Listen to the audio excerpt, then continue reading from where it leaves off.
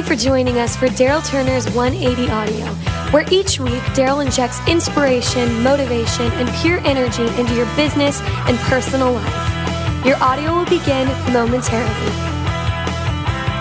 Hey, it's Darryl Turner. Welcome to JumpStart 180 Audio. This week's audio is entitled Roll With It.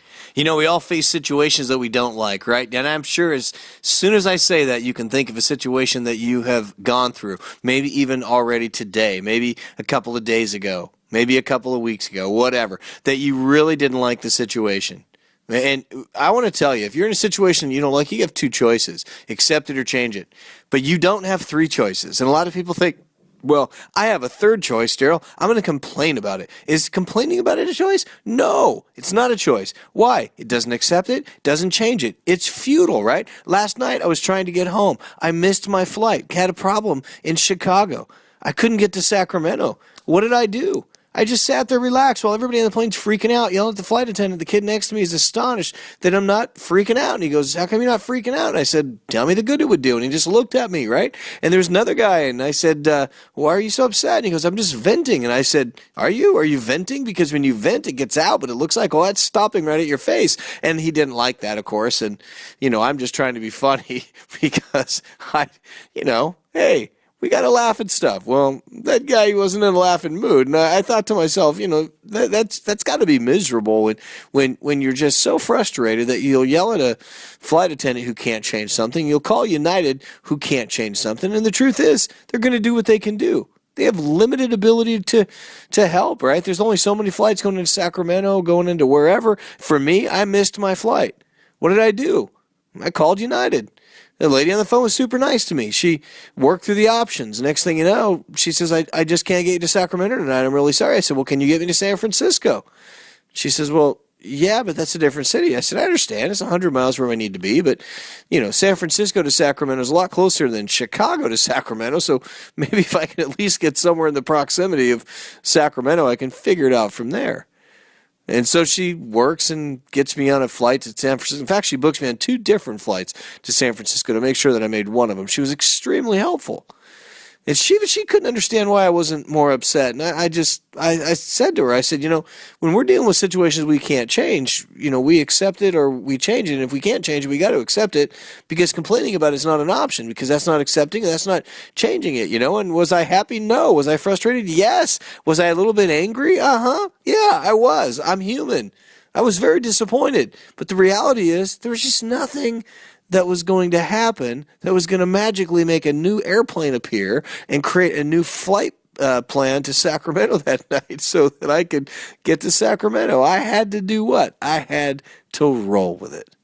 And the truth is, my son drove 2 hours from Modesto to San Francisco to pick me up, and drove 2 more hours from San Francisco to Sacramento to take me to my car, and drove 2 more hours from Sacramento to Modesto. Gave up 6 hours on his Friday night to help his dad. God bless him. Derek, I'm proud of you. Why? He didn't complain about it. We had a great time talking in the car.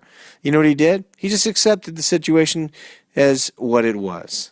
Kind of a chip off the old block. What are you dealing with this week that you would just not be happy with? What did you deal with last week? What did you deal with today, maybe 15 minutes ago, that was a situation that you just absolutely did not appreciate? Guess what? You got 2 choices: accept it or change it. But complaining about it doesn't do any good. Like the guy venting nothing. It was all stopping at his face.